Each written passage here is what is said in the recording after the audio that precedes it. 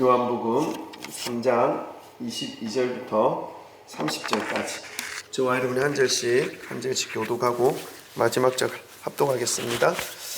제가 먼저 22절 읽겠습니다. 그 후에 예수께서 제자들과 유대 땅으로 가서 거기 함께 유하시며 세례를 베푸시더라.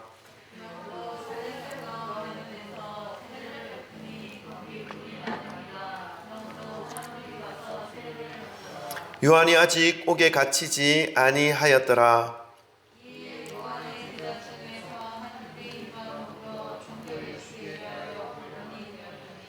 그들이 요한에게 가서 이르되 라삐여, 선생님과 함께 요단강 저편에 있던 이 곳 선생님이 정언하시던 이가 세례를 베풀매 사람이 다 거기로 가더이다.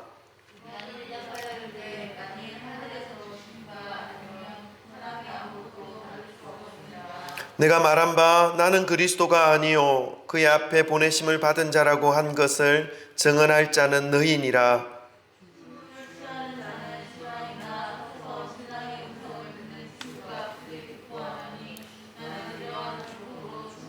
다 같이 읽습니다.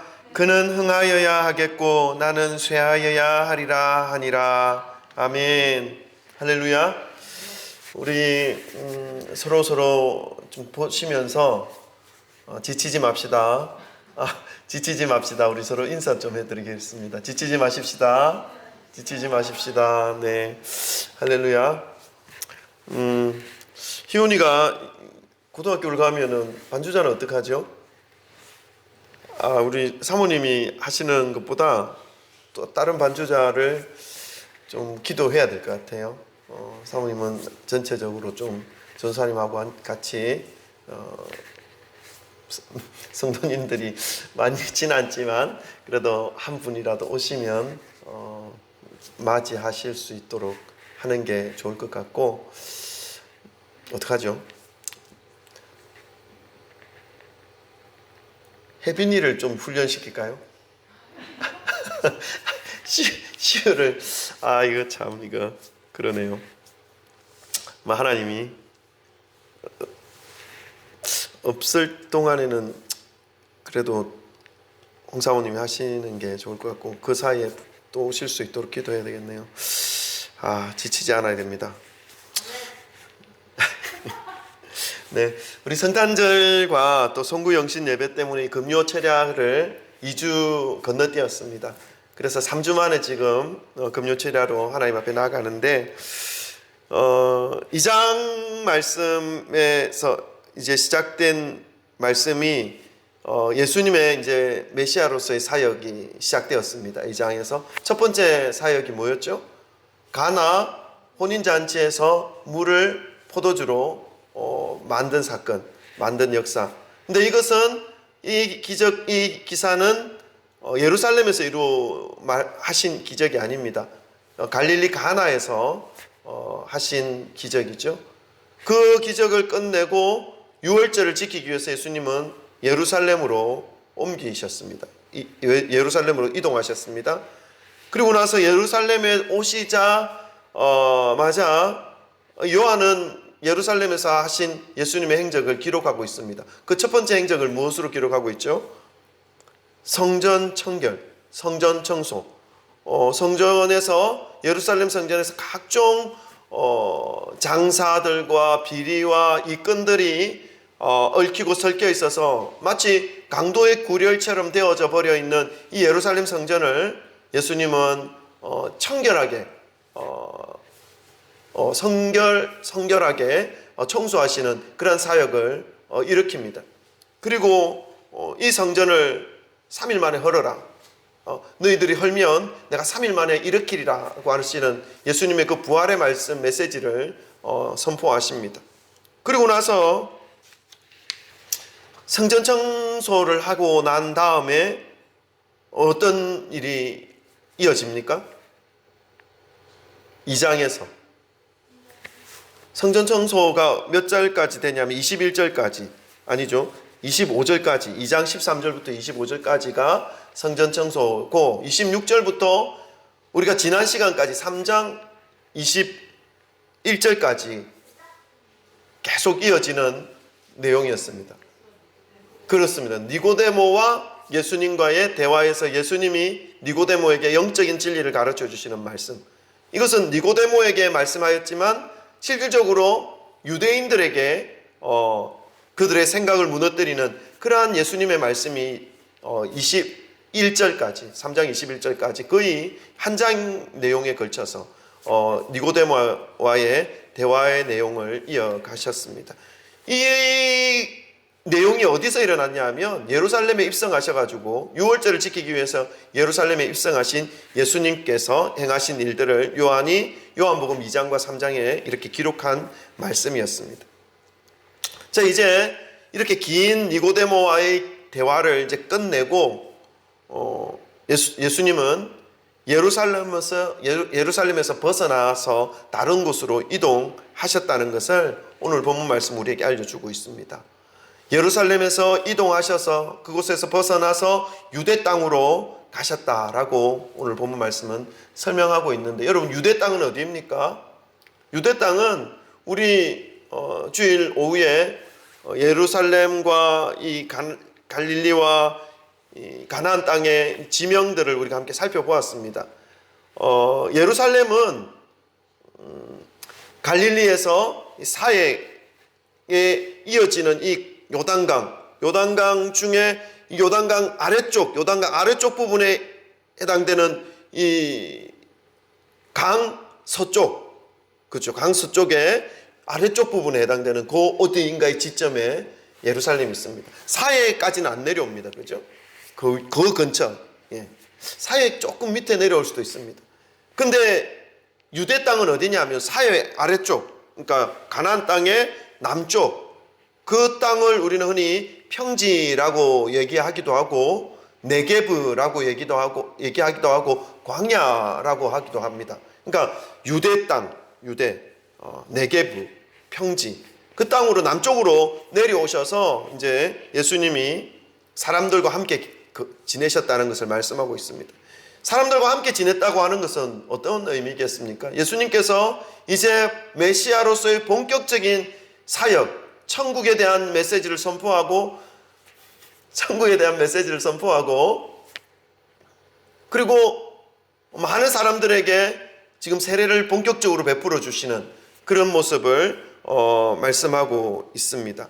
우리 22절 말씀 한번 읽어볼까요? 그 내용이 지금 설명되어지고 있는데요. 22절 말씀 다 같이 함께 읽겠습니다. 23절까지 시작.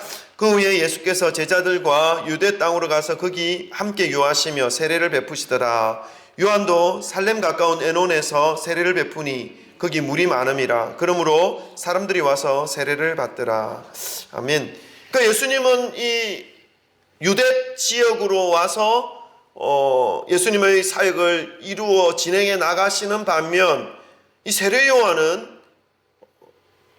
살렘 가까운 에논이라는 곳, 이 살렘이라고 하는 지명이 나오는데 성경학자들은 이 살렘을 예루살렘의 옛 말이다라고 일컫고 지칭하시는 분들도 있습니다. 그리고 또 살렘이라는 또 다른 지명, 예루살렘과 별개의 지명을 가지고 있는 지역이 있다라고 말하는 성경학자들도 있습니다. 그래서 이 살렘이 예루살렘이다라고 보는 분들도 있고, 아니다, 어떤 한 지역일 것이다, 예루살렘과 상관없는. 근데 살렘이란 지명은 예루살렘의 옛 말을 일컫는 것은 맞습니다. 그러나 이 살렘이라는 지명이 그 살렘 자체로 또 다른 지명이 있었을 것이다 라고 하면서 그 살렘 가까이 있는 에논이라는 곳에서 세례 요한은 계속해서 자신이 하였던 그 사역들, 회개를 촉구하고 메시아의 복음을 받아들일 수 있는 그런 심령들이 될 수 있도록 자신을 그 일에 헌신하고 있는 모습을 보여주고 있습니다. 어쨌든 에논이라고 하는 물이 많은 곳에서 이 세례 요한의 사역도 진행되어져 가고 있다라는 것을 설명해 주고 있죠. 이 세례 요한이 예수님보다 6개월 먼저 앞서서 이 땅에 태어났고, 그리고 예수님께서 메시아로 사역을 본격적으로 하기에 앞서서 그 길들을 미리 예비해 놓은 오실 메시아를 미리 선포하는 그러한 역할로 자신의 삶을 드렸던 이러한 세례 요한이었다는 것을 우리가 알고 있지 않습니까? 그래서 지금 이 22절부터 23절 말씀은 예수님의 사역이 유대 땅에서 본격적으로 지금 진행되어져 가고 있는 이런 모습 위에 세례 요한의 사역도 지금 살렘 근처 에논이라는 곳에서 사역이 진행되어져 가고 있다는 것을 지금 겹쳐놓고 있습니다. 여러분, 우리 연극 용어에 이런 장면들이 참 많이 나옵니다. 드라마를 볼 때도 어떤 한 장면이 있고 그 위에 딱 두 장면이 겹쳐지는 것. 이럴 때에 한 장면은 이제 사라질 것이고 한 장면은 이제 더욱더 진하게 나타날 것입니다. 이것을 우리 연극 용어로 뭐라고 그러죠? 네? 오버랩인데 이거 이제 사라지고 들어오는 것. 네, 맞습니다. 이제 세례 요한의 사역은 페이드 아웃 될 것입니다. 점점. 그러나 이제 이 사역을 이어받고 이제 이 세례 요한의 사역에 의해서 미리 예비되어진, 미리 준비해 놓은 그 길로 예수님의 사역은 점점 페이드 인, 그 장면과 가득 채워지게 될 것입니다. 지금 그 부분이 지금 이 부분입니다. 22절과 23절 말씀. 세례 요한의 사역이 지금 진행되어지고 있지만 결국 세례 요한은 페이드 아웃 될 것이다. 그리고 예수님의 사역은 이제 본격적으로 그 화면 가득하게 들어가게 될 것이다. 페이드 인 될 것이다. 라는 것이죠. 성경에서도 이것을 알고 세례 요한의 사역이 어떻게 될 것인지를 설명해 주고 있습니다. 3장 24절 한번 읽어볼까요? 다 같이 읽습니다. 시작. 요한이 아직 옥에 갇히지 아니하였더라. 아멘. 여러분, 이 말씀은 세례 요한이 지금 앞으로 어떻게 될 것인지를 미리 설명해 주고 있습니다. 앞으로 세례 요한의 삶이 어떻게 될 것 같습니까? 옥에 갇히게 될 것이라는 것입니다. 우리는 세례 요한의 마지막의 장면들을 사도행전에서 살펴보았습니다. 사도행전 11장인가 12장에서 세례 요한이 그 헤로디아의 딸, 그 딸의 춤을 추면서 네가 원하는 것을 말해라 했을 때에 요한의 머리를 원합니다 했을 때에 그 헤롯이 요한을 죽이죠. 그러니까 뭐라고 합니까 이거? 사형시킵니다. 그래서 이 세례 요한의 마지막 모습을 우리는 기억합니다. 그 사도행전 11장 12장 그 본문 말씀을 통해서 알죠. 이 세례 요한의 삶을 본다면 지금 세례 요한의 모습이 이제 앞으로 어떻게 될 것인지 오늘 본문 말씀을 통해서도 미리 짐작하게 하는 말씀이고, 또 우리는 세례 요한의 삶을 우리가 기억하고 있는 내용을 본다면 세례 요한은 처음부터 끝까지 어떠한 한 목적을 가지고 이 땅에 온 인물입니다. 태어날 때부터 특별한 목적을 가지고 이 땅에 태어났다는 것입니다. 우리 역시 태어날 때부터 목적을 가지고 태어난 존재들입니다. 그냥 아무렇게나 실수로 운이 좋아서 아니면 우연히 우리는 이 땅에 온 존재가 아니라는 것입니다. 하나님께서 우리를 이 땅에 보내신 것은 분명히 우리에게 필요한 일들을 올 수밖에 없는 목적을 부여하시고 이 땅에 보내주신 것입니다. 여러분, 이것을 잊어버려서는 안 됩니다. 이것을 잊어버리면요, 우리의 삶을 바르게 세워나갈 수가 없습니다. 그러나 모든 사람들이 이 땅에 온 75억의 생명들은 이 땅에 존재하는 의미가 있습니다. 목적이 있다는 것입니다. 이유가 있다는 것입니다. 그러나 그 목적을 발견하는 사람은 몇 안 됩니다. 그리고 그 목적대로 살아가는 사람조차도 몇 되지 않습니다. 그러나 이 세례 요한은 그 많은 사람들이 오는 목적과 좀 더 다른 목적을 가지고, 특별한 목적을 가지고 이 땅에 오게 된 것이죠. 그 목적이 무엇입니까? 장차 오실 메시아를 예비하는 목적. 태어날 때부터 그 목적을 위해서 이 땅에 태어난 사람이 바로 세례 요한인 것입니다. 예수 그리스도를 예비하는 목적. 자신의 삶을 그 일에 드렸고 끝까지 바쳤습니다. 그러니까 세례 요한은 한 일은 그것밖에 없어요. 젊을 때부터 광야에 가서 메뚜기와 석청을 먹고 가죽 옷을 입고 광야에 외치는 소리가 되어서 예수 그리스도의 오심을, 그분이 이제 오실 텐데 나는 그분의 신발끈도 감당하지 못하는 그런 존재다라고 하는 것을 분명하게 말씀하시죠. 그리고 예수 그리스도가 오셨을 때 자연스럽게 사라지는, 오직 그 목적을 위해서 사용되어지고 살아오는 이 세례 요한의 삶의 모습을 우리는 볼 수 있습니다. 여러분, 우리가 예수님의 부르심을 받아서 이곳 가운데 앉아 있다는 것을 잊어서는 안 됩니다. 수없이 많은 이 땅의 사람들 중에 우리를 선택하셔서 하나님을 아버지라고 고백할 수 있는 특별한 자리 가운데로 우리를 이끌어 주시고, 또 그 자리에서 하나님을 기억하며 살아갈 수 있는, 그리고 마지막 순간에 가장 영광스러운 구원의 그 영광에 참여할 수 있는 그런 존재로 우리를 선택하여 주신 그것을 선택하여 주신 것은 하나님이 선택하여 주셨다는 것을 잊어서는 안 된다는 것입니다. 그리고 우리가 이 믿음의 길을 갈 때에 하나님이 선택하신 뜻이 있다는 것입니다. 우리를 이 땅에 보내신 목적도 있고, 우리를 하나님의 자녀로 삼아주신 목적이 분명히 있다는 것입니다. 세례 요한은 그 목적을 분명히 알았고, 그 목적에 올인해서 일평생 예수님이 나타나셨을 때 자연스럽게 자신은 사라져도 좋은 그런 삶으로 살아온 인물이 바로 세례 요한이라는 것입니다. 여러분, 이 믿음의 삶을 우리가 살아가고 있지만 이렇게 살아가기가 사실은 좀 쉽지 않지요. 쉽습니까? 쉽겠습니까? 안 쉽습니다. 왜 안 쉬울까요? 주님의 부르심을 쫓아가는 길에서 이렇게 세례 요한처럼 자신이 어떻게 보면 가장 절정의 순간 아니겠습니까? 많은 사람들이 세례 요한을 따르고 세례 요한이 마치 메시아인 것처럼 인식하고 엘리야처럼, 그리고 선지자처럼 그렇게 바라보면서 따르는 그런 많은 사람들이 있는 그런 순간에 예수님이 왔을 때에 그 모든 것들을 예수님께 다 내려놓고 자신은 자신의 길에서 내려앉을 수 있는 그런 모습으로 지금 세례 요한은 우리에게 보여주고 있습니다. 이것은 우리가 믿음의 길 갈 때에 참으로 마땅히 우리가 이렇게 살아야 함에도 불구하고 이렇게 살기가 어렵습니다. 쉽지 않다는 것입니다. 왜 그럴까요?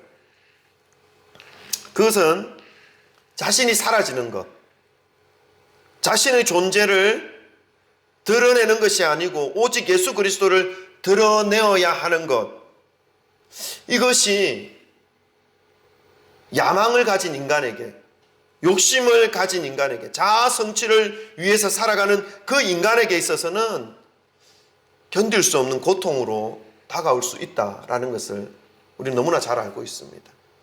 우리가 많은 세파에, 그리고 많은 비바람에 부딪히고 깎이고 넘어지고 이 가루가 되어서 이 정도지, 만약 우리가 그런 과정을 겪지 않았다면 우리가 예수님 앞에 사라지는 것, 내가 이 땅에서 나의 존재의 의미가, 나의 존재의 어떤 그 한 획이 사라지는 것은 사실은 용납하기 힘들 것입니다.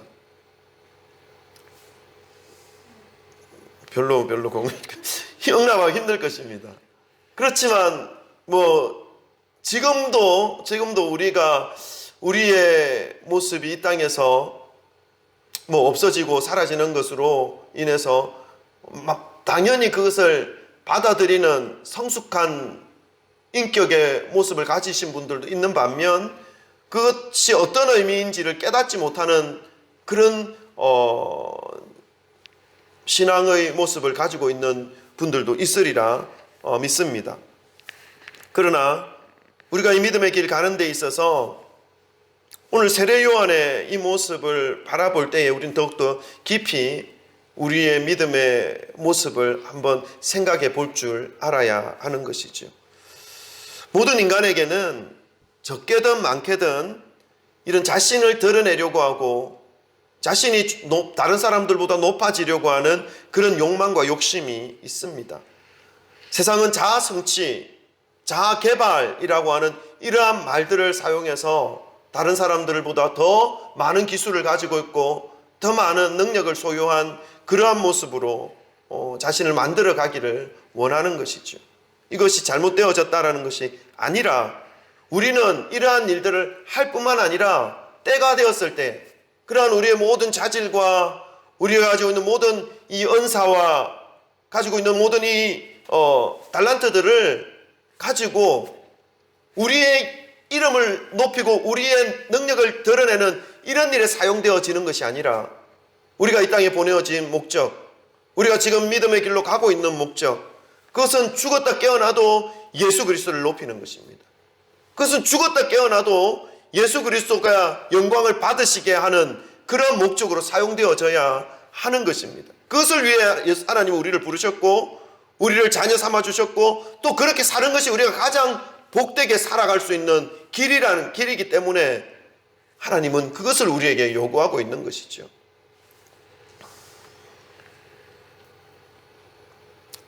우리는 신앙생활을 할 때에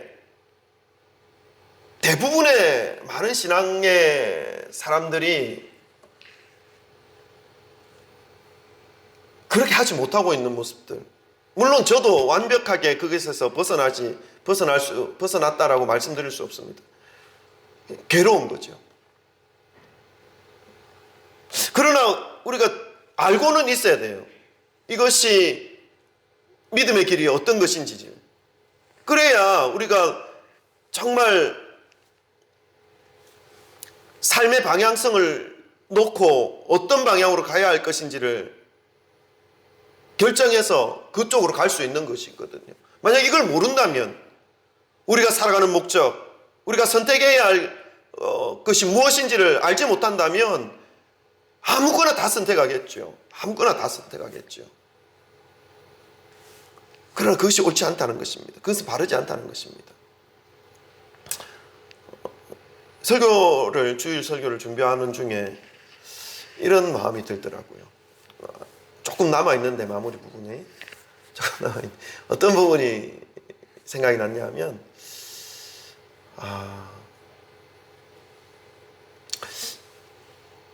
전 세계가 지금 다 힘들지 않습니까? 우리나라는 뭐 당연히 힘들고 다른 세계도 세상 사람들도 다 힘든데 이러한 때에 내가 목사로서 이 나라에 좀 도움이 될 수 있는 뭔가를 할 수 있는 게 없을까? 교회 비록 작지만 비록 얼마 모이진 않지만 성진교회라는 그런 하나님의 공동체가 그래도 세상 가운데 어려워하고 있는 이 세상에 뭔가를 좀 도움을 줄 수 있는 뭔가를 할 수 있는 방법은 없을까 하는 그런 생각들이 떠오르더라고요. 그러면서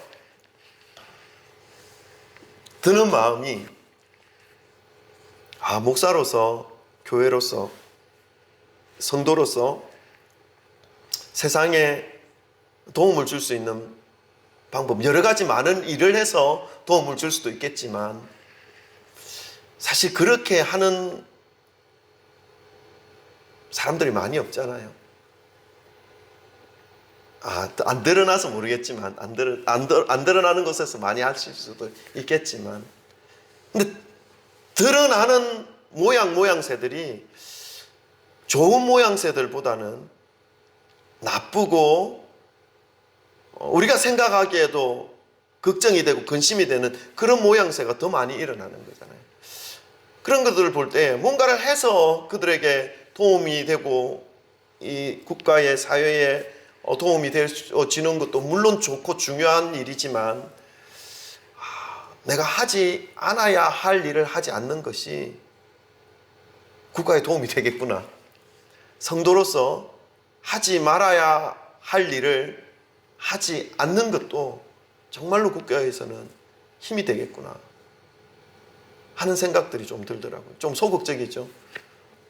물론 우리가 적극적으로 나라를 위해서 또 이 땅에 어떤 힘들어하는 그들을 위해서 뭔가를 힘있게 할 수 있는 그런 일들을 한다면은 물론 좋겠지만, 그렇게 할 수 있는 상황이 아니라면 우리가 적어도 목회자로서, 성도로서, 교회로서 마땅히 하지 말아야 하는 일들을 하지 않는 것도 너무나 세상 가운데 힘이 되어질 수도 있겠구나 하는 것을 좀 생각해 보았습니다. 무슨 일을 하든지 어떤 일을 하든지 아니면 그것을 하지 않든지 간에 우리가 생각하여야 할 것은 무엇입니까? 이 세례 요한, 이 세례 요한의 모습과 같은 이 삶의 모양이라는 것입니다. 이것이 믿음의 사람들의 살아가는 모습이거든요. 그래서 이 세례 요한이 과연 어떤 모습으로 오늘 본문 말씀에서 나타나는지를 좀 더 살펴보기를 원합니다. 지금 오버랩되어 있습니다. 세례 요한의 사역이 위에 예수님의 사역이 이제 점점 본격적으로 진행되어지는 이런 관계 속에서 세례 요한은 지금 이제 옥에 갇혀야 되는 그런 상황이라는 것을 말씀하여 주고 계시고, 그리고 예수님께서 지금 점점 부각되어지고 드러나고 아주 분명하게 나타나지고 있는 상태죠. 자, 이런 상태에서 세례 요한의 제자들이 세례 요한에게 이 예수님에 대해서 우리 흔히 하는 말로 일러 바칩니다. 뭐라고 일러 바칩니까? 우리 본문 말씀 좀 읽어보겠습니다. 3장 25절과 26절 말씀 한번 읽어보겠습니다. 3장 25절과 26절 말씀 다 같이 함께 읽겠습니다. 시작.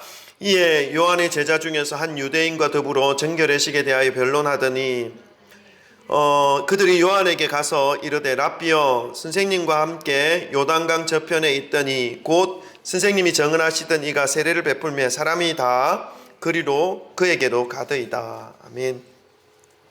이제 요한의 제자들이 유대인들과 더불어서 이제 정결의식에 대하여 변론하는 그 과정 중에서 정결의식이 무엇입니까? 세례를 베풀고 몸을 정결케 하는 그런 의식을 의미하는 것이죠. 그런 과정 속에서 이제 사람들이 예수님의 그 세례에 대하여 더 많은 의미를 부여하고 그쪽으로 계속 사람들이 몰리고 있는 이 모습을 알게 된 것입니다. 그래서 그 제자들이 세례 요한, 자기의 선생님, 스승에게 와서 세례 요한 선생님, 아니 지난번에 세례 요한 선생님께 세례를 받은 그 분이 지금 다른 곳에서 세례를 베풀고 있는 사람들이 다 그쪽으로 가고 있습니다 라고 일러 바칩니다. 여러분, 지금 세례 요한의 제자들이 이렇게 말하는 모습과 마음이 어떤 것이겠습니까? 뭔가 좀 불편한 것입니다. 세례 요한, 마땅히 우리 선생님 앞으로 와야 할 사람들이 우리 선생님 앞으로 나오지 않고 우리 선생님한테 세례를 받은 그분에게 지금 다 가고 있다는 것이 불편한 것이죠. 왜냐하면 우리 선생님이 더 높아져야 되고 우리 선생님이 더 위에 올라야 우리도 당연히 그 혜택을 보게 되고 사람들이 우리를 좀 더 알아줄 텐데, 다른 사람들이 다 저쪽으로 우리 선생님한테 세례받은 그 사람에게, 그분에게 다 몰려가니까 우리 선생님은 지금 이건 맞지 않다라고 하면서 세례 요한의 제자들이 세례 요한에게 아주 분한 마음으로, 좀 불평하는 마음으로, 이거 아닌 거 아닙니까? 선생님께서 가서 그분에게 가서 세례하지 마라 라고 뭔가 좀 얘기를 하든가 뭔가를 좀 대책을 강구해야 되지 않습니까? 이런 의미로 이제 세례 요한에게 일러 바치는 것이죠. 그렇지만 여러분, 이 세례 요한의 제자들은 이 세례 요한이 미리 계속해서 자신의 목적에 대해서 나는 소리다, 나는 소리에 불과하다, 나는 빈들에서 외치는 소리에 불과하다, 나는 오실 자를 예비하는, 나의 뒤에 오실 자를 예비하는 그냥 빈들에 외치는 소리다, 소리일 뿐이다 라고 하는 이 말에 대해서 이해를 하지 못했던 것이죠. 그리고 세례 요한이 이 자신의 제자들이 이렇게 말하는 것을 들었을 때에 세례 요한의 그 모습을 본다면 전혀 동요하거나 마음 상해하거나 전혀 그것이 이상해하거나 그것이 잘못되어졌다라고 인식하는 그런 모습이 없습니다. 제자들만 그렇게 지금 분해하고 속상해하는 것이죠. 왜냐하면 이 세례 요한은 처음부터 끝까지 태어날 때부터 마지막 순간까지 그 목적 하나에 집중되어 있었기 때문에 그렇죠. 보통 사람들 같으면 제자들이 나를 따르고 나에게 잘 교육을 받은 그 제자들이 나에게 그런 말을 해줄 때, 저분이 우리 선생님한테 세례를 받았는데 저분에게 사람들이 다 갔는데 이거 잘못된 거 아닙니까? 이렇게 했을 때에 보통 사람들은 어떻게 합니까? 그래 우리에게 와오는 게 맞는데 저렇게 가는데 뭐 어떡하겠노? 뭐 이런 말들로 할 수도 있습니다. 그러나 세례 요한은 절대로 동요하지 않습니다. 어떻게 합니까? 세례 요한이 27절부터 29절 30절까지 한번 읽어보겠습니다. 27절, 28, 29, 30 다 같이 읽습니다. 시작. 요한이 대답하여 이르되 만일 하늘에서 주신 바 아니면 사람이 아무것도 받을 수 없느니라. 내가 말한 바 나는 그리스도가 아니요 그의 앞에 보내심을 받은 자라고 한 것을 증언할 자는 너희니라. 신부를 취하는 자는 신랑이나 서서 신랑의 음성을 듣는 친구가 더 크게 기뻐하나니 나는 이러한 기쁨으로 충만하노라. 그는 흥하여야 하겠고 나는 쇠하여야 하리라 하니라. 아멘. 세례 요한의 대답이 어떻습니까, 여러분? 세례 요한이 28절에 보니까 내가 말한 바 나는 그리스도가 아니라고 했지 않느냐. 나는 내가 그리스도 아니라고 분명히 너희에게 말했다. 그리고 그 그리스도 앞에 보내심을 받은 자가 바로 나라는 것을 나의 제자인 너희들이 증언해야 될 거 아니냐. 그러니까 너의 스승 세례 요한이 그리스도가 아니고 그리스도를 예비하기 위해서 먼저 앞선 그러한 존재, 먼저 앞에 와서 그 길을 예비하고 닦아놓은 그러한 사람이라는 것을 나도 증언하고 있지만 너희들, 나에게서 배운 너희들도 이런 것을 증언해야 할 존재가 아니냐. 그것을 증언해야 되는데 왜 이상한 것을 증언하고 있느냐 라고 말하고 있습니다.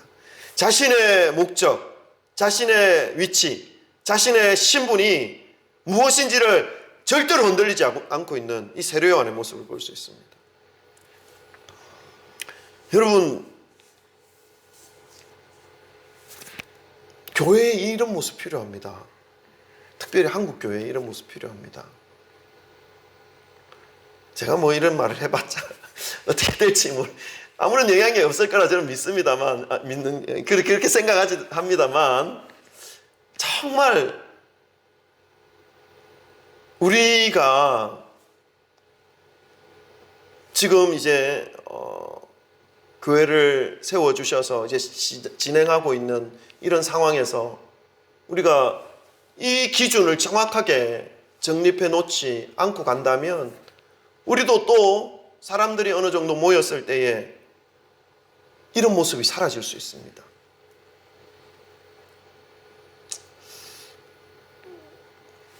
그래서 사람들이 안 올 수도 있지요.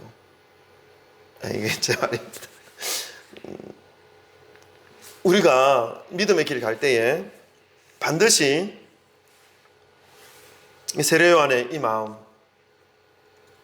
우리에게 이 땅에 보내주신 하나님의 그 마음, 우리에게 주신 그 사명을 붙잡는 그 마음, 그것을 절대로 잊어서는 안 되겠다라는 것을 다시 한번 이 말씀을 통해서 기억하고 깨닫게 됩니다. 세례 요한은요, 자신이 가지고 있는 목적, 그 목적 앞에서도 조금도 벗어나고 있지 않는 모습을 보입니다. 자신이 어떻게 되어야 하는 것인지에 대해서 분명하게 알고 있고 인식하고 있습니다. 자신에게 부여된 사명만 완수되어진다면 자신이 높아지거나 자신이 낮아지거나 자신의 삶에 어떤 더 많은 기회가 주어지거나 그렇지 않거나 그거에 연연해하지 않는다는 것입니다. 별 동요가 일어나지 않습니다. 오직 예수 그리스도를 예비하는 그 목적에 초점을 맞추어져 있는 이 세례 요한의 모습을 볼 수 있습니다. 여러분, 근데 이러한 모습은 세례 요한에게만 발견되어지는 모습이 아닙니다. 사도 바울에게서도 발견되어질 수 있죠. 사도 바울은 예수님의 그 부르심 앞에 자신의 소명을 깨닫고 자신의 사명을 깨닫고 죽도록 어떻게 합니까? 이방인들에게 가서 복음을 전합니다. 이방인의 사도로 부르심을 받았다라고 하는 이 사명, 이 목적을 절대로 잊어버리지 않습니다. 그래서 마지막 순간 그 당시에 땅끝이라고 보여질 수 있는 로마에게까지 가서 로마에게만 가면 이 복음이 땅끝까지 전거되어질 것이다라고 하는 이 믿음을 가지고 마지막 순간까지 로마에 가서 복음을 전하고 자신의 삶을 마감합니다. 사명에 붙잡혀 있는 삶. 고통이 오더라도, 결핍이 오더라도, 전혀 예상하지 못했던 어려움이 불쑥불쑥 찾아오더라도 그 사명의 방향을 흐트러뜨리지 않았습니다. 세례 요한의 모습도 그 모습이었고 사도 바울의 모습도 또한 그러한 모습입니다. 그럼 또 있습니다. 누구에게 이러한 모습을 발견할 수 있습니까? 예수 그리스도입니다. 예수 그리스도께서도 이 땅에 오신 목적이 분명하셨습니다. 죄인들을 구원해 주시기 위해서 자기 백성들의 그 죄를 대신 짊어지시고 십자가에 그 죄의 대가를 지불해 주심으로 그 죄에서 구원시켜 주실 목적을 가지고 이 땅에 오셨죠. 그래서 그 목적에 맞게 지금 가고 계십니다. 그 가는 길이 얼마나 험했습니까? 두 사람이 지어도 무거울 그 십자가를 홀로, 그것도 온갖 채찍과 매맞음을 당해서 거의 실신할 정도의 그러한 몸과 상태를 가지고 십자가를 지시고 골고다의 그 험한 길을 피를 흘리시면서 가시지 않았습니까? 갈 이유가 전혀 없었다니까요. 나 여기서 나 무죄야. 나 너희들 나에 대한 죄를 한번 얘기해봐.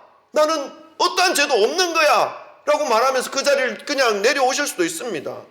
그리고 하늘의 청사들을 명해서 이런 악한 무리들을 한꺼번에 다 썰어버리실 수도 있었습니다. 그런데 끝까지 그 길을 가십니다. 왜요? 목적에서 벗어나지 않습니다. 사명에서 벗어나지 않습니다. 그 모든 목적을 이루시기 위해서 기꺼이 그 길을 가십니다. 여러분, 이 기독교의 삶의 모습이 이렇습니다. 어쩌면 우리가 기독교라는 이런 가르침을 그냥 한 귀로 듣고 한 귀로 흘려보내는 것 아닐까 하는 생각도 해봅니다. 그러면 안 되지요. 잘못되어진 모양으로 우리가 좀 만들어가고 있는 거 아닌가?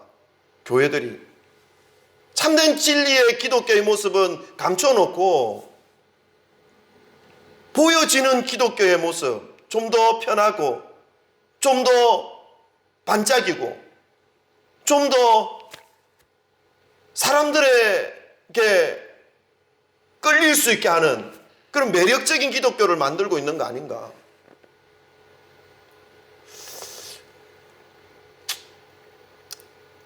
너무 좀 비판적입니까? 비관적입니까?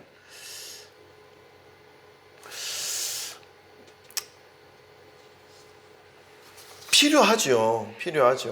전도라고 하는 그런 것들 위해서 진리에 대해서 너무 바로 뜨거운 그 진리를 제시하면 부담감을 가지고 또 도망치실 그러한 분들도 계시니까 조금 포장해서 조금 아름답게 그렇게 전할 필요는 있습니다. 그러나 우리는 그렇게 하면 안 되죠.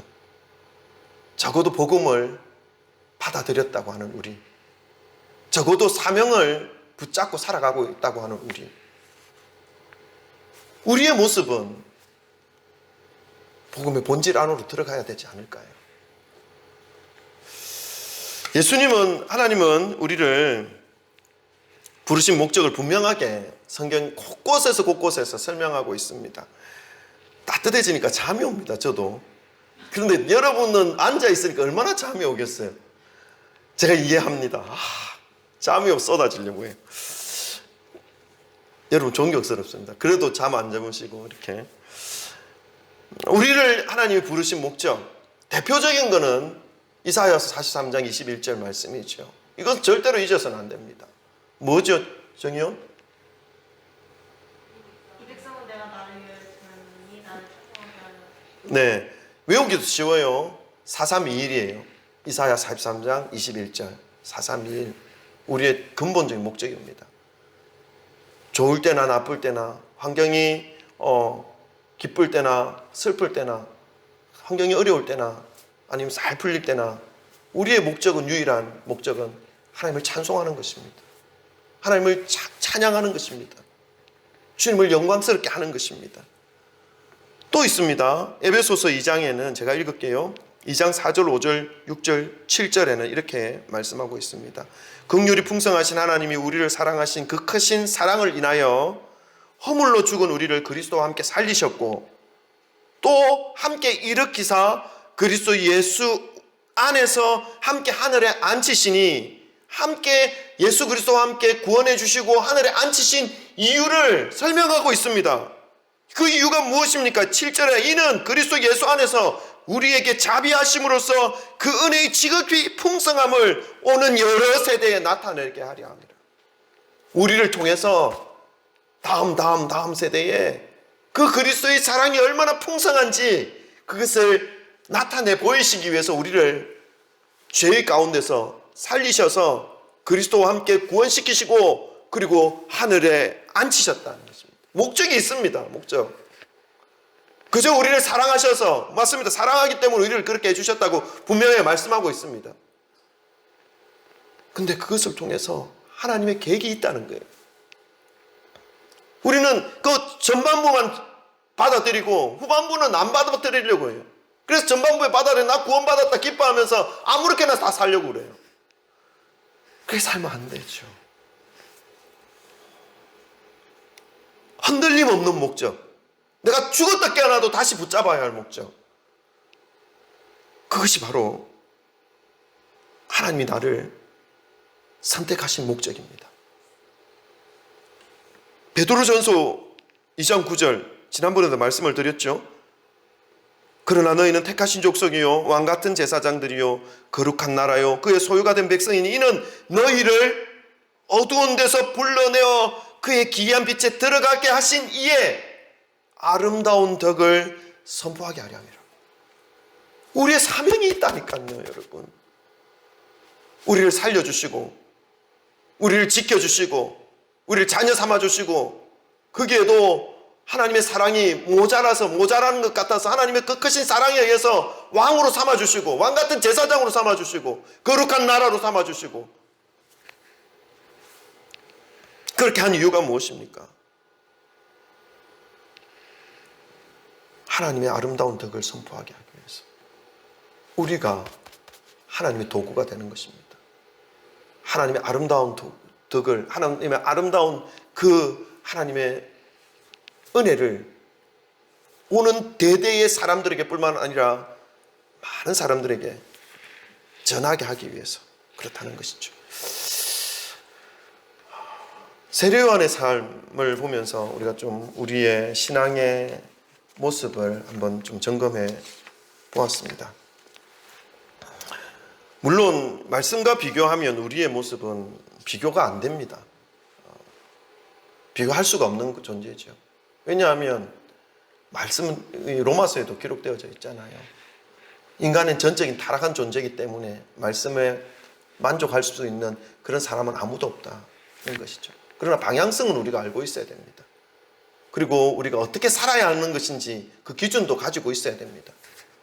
그래야 우리가 그 방향성에 맞춰서 그 기준에 맞춰서 생각하고 판단하고 또 삶을 이끌어 갈 수 있는 것이죠. 그 말씀에 의지해서 넘어지기도 하고 쓰러지기도 하고 실패하기도 하지만 또다시 일어나서 달려갈 수 있는 그런 기준이 되는 것입니다. 믿음이라는 것이, 믿는 믿음의 길을 간다는 것이 이런 길이 아닐까 생각해 봅니다.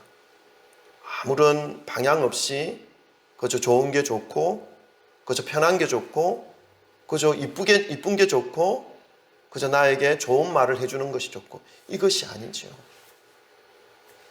무엇이 구원의 길인지, 무엇이 진리의 길인지, 그 진리를 붙잡고 살아가는 삶의 모양이 어떠한 것인지, 이것을 알아야 되는 길이 바로 이 길이 아닐까.